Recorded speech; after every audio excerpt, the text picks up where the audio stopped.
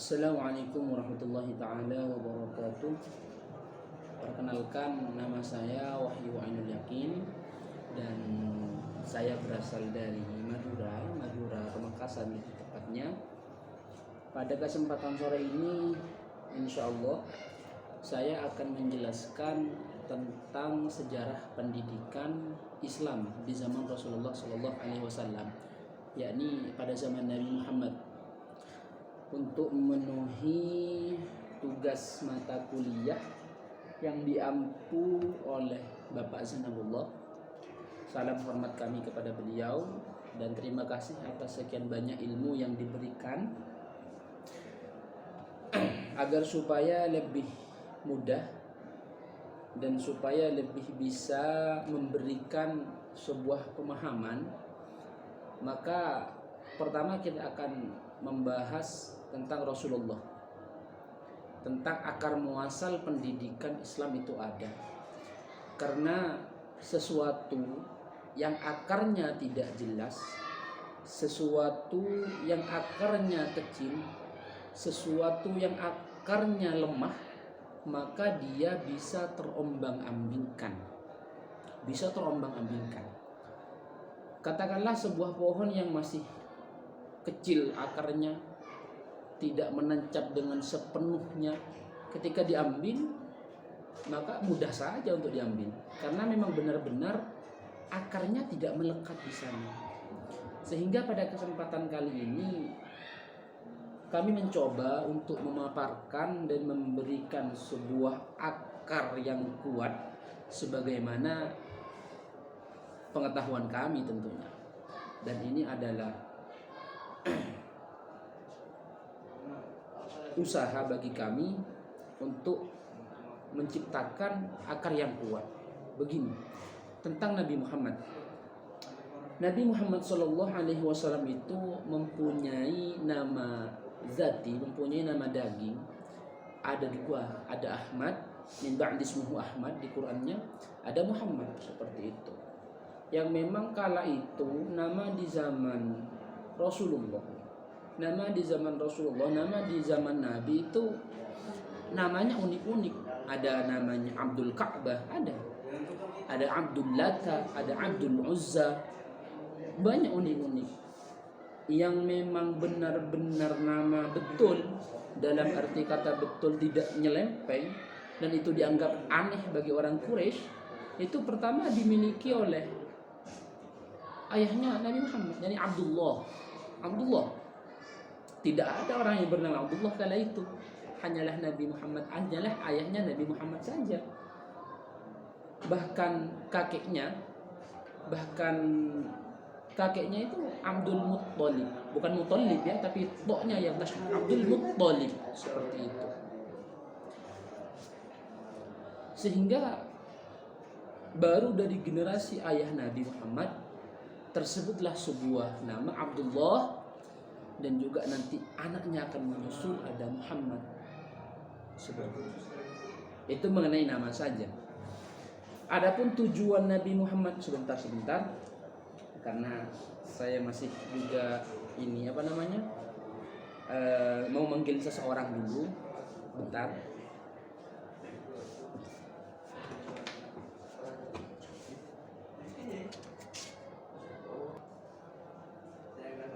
Baik, kami kembali lagi ya mengenai Nabi Muhammad SAW. Tadi tentang nama. Ya, nama seperti itu, nama bermacam-macam di sana. Barulah di ayahnya Nabi dan juga ayah Nabi Rasulullah juga berubah. Nah, ini saya ingin membahas tentang apa tujuan Rasulullah hadir ke bumi, diutus ke bumi.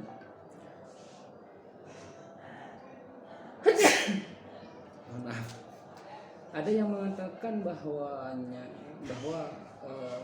Nabi itu diutus untuk menyebarkan Islam, begitu. Tapi spesifiknya adalah bahwa setiap utusan itu tujuan utamanya adalah untuk mengajak menyembah Allah. Bagaimana Quran mengatakan, "Walaqad ba'atsna fi kulli ummatin rasula an ta'budullah wajtanibut taghut." Seperti itu. Untuk mengajak pada beribadah kepada Allah.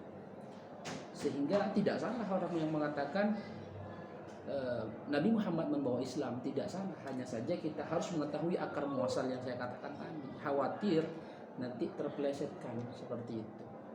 Maka kita yakini bahwa Nabi Muhammad diutus ke dunia, spesifiknya di Mekah awal mulanya itu untuk membuat orang-orang beribadah kepada Allah.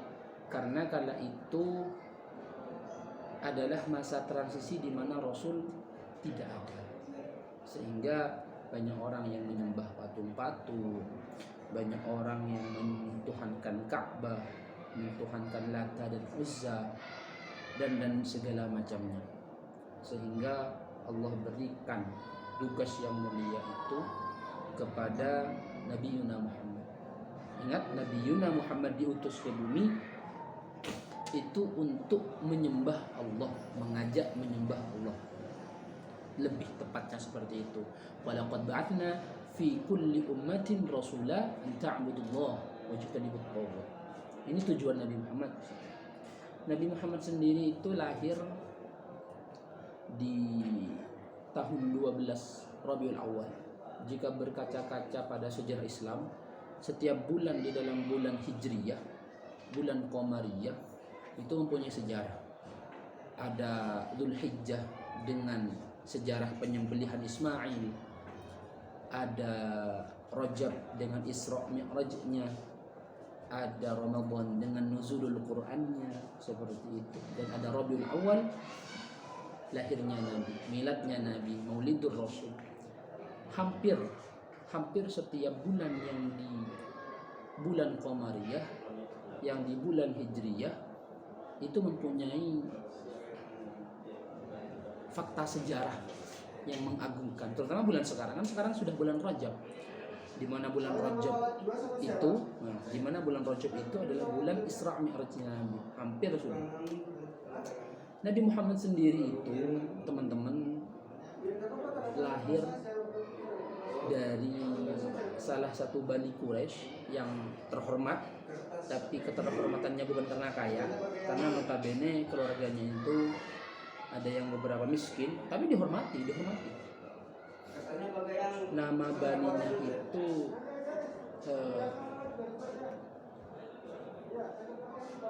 saya lupa ya nama baninya siapa. Tapi kalau ibunya, marga ibunya itu dari Bani Zuhra. Dan kalau yang menyusui Halimatus Sa'diyah itu dari Bani Sa'ad.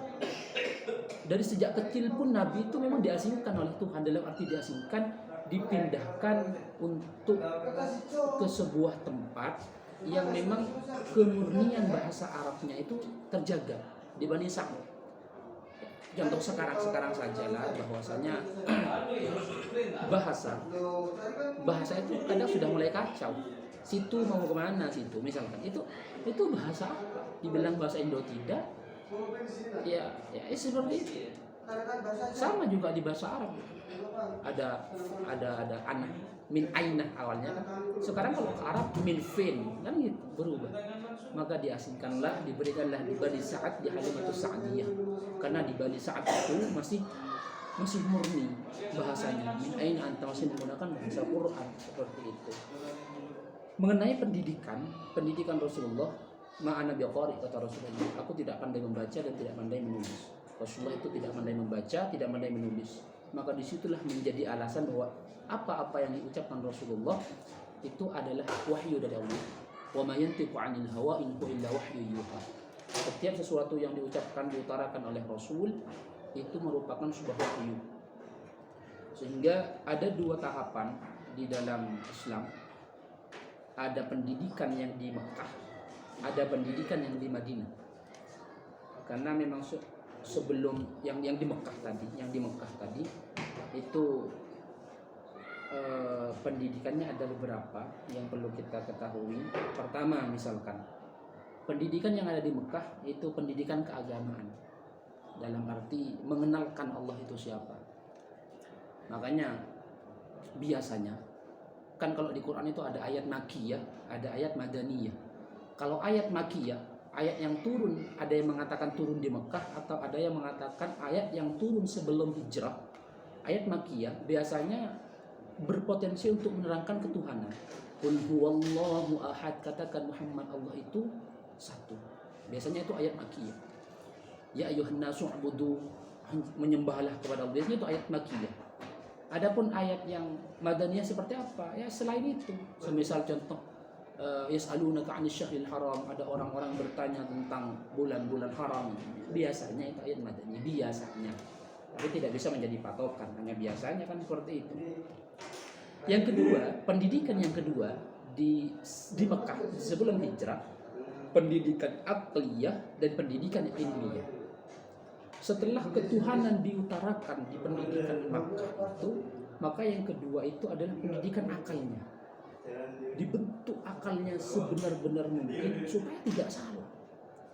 Makanya generasi-generasi terbaik itu adalah generasi yang diajari oleh Rasulullah, yakni Khulafaur Rasyidin. Hanya sampai di kitab-kitab itu biasanya ada bahasa seperti ini kalau tidak salah. Khulafaur Rasyidin khilafah ala minhaji nubuwah. Khilafah ala minhaji nubuwah.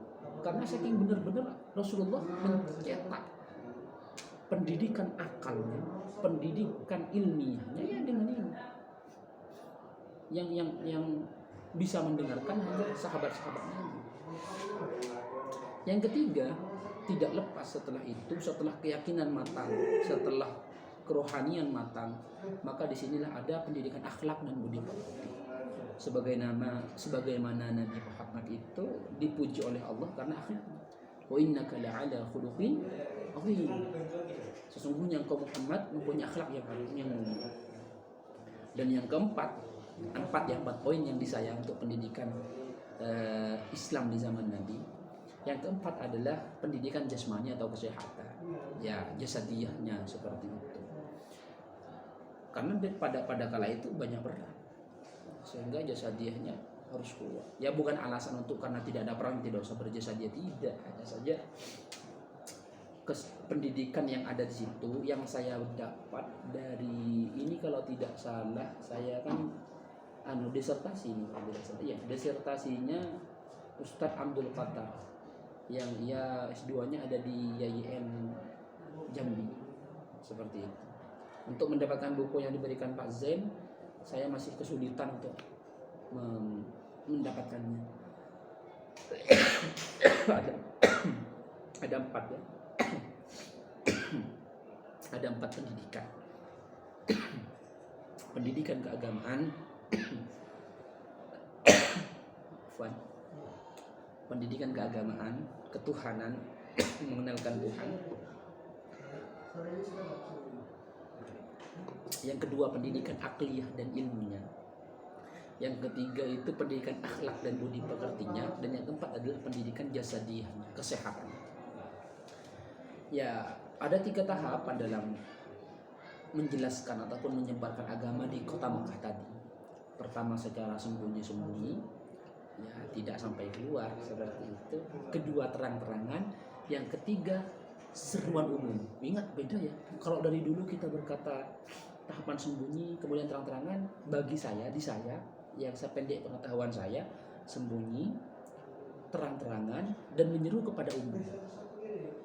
Mekah sembunyi, tahapan sembunyi-sembunyi. Di Madinah terang-terangan. Di Madinah apa di Mekah? Allah alam, ininya terang-terangan. Tapi intinya itu setelah 3 tahun 3 tahun wahyu turun, barulah bisa terang-terangan. Ada itu di surah apa itu ya? Surah apa? Surah Al-Hijr kalau ada. Al-Hijr kalau tidak salah. Kalau tidak salah seperti itu. Ayatnya ini fasda bima tu'mar wa'id anil musyrikin. Untuk ayat terang-terangan tadi. Jadi Allah berfirman, wahai Muhammad, fasda bima tu'mar wa'id anil musyrikin. Maka sampaikanlah secara terang-terangan segala apa yang diperintahkan kepadamu. Wa'id anil musyrikin, dan berpalinglah dari orang yang musyrik. Dan yang ketiga adalah seruan umum. Seruan umum itu dilakukan ketika ada orang haji kan dari luar, ayo masuk Islam, ayo menyembah Tuhan Allah Azza wa Jalla dan lain-lain.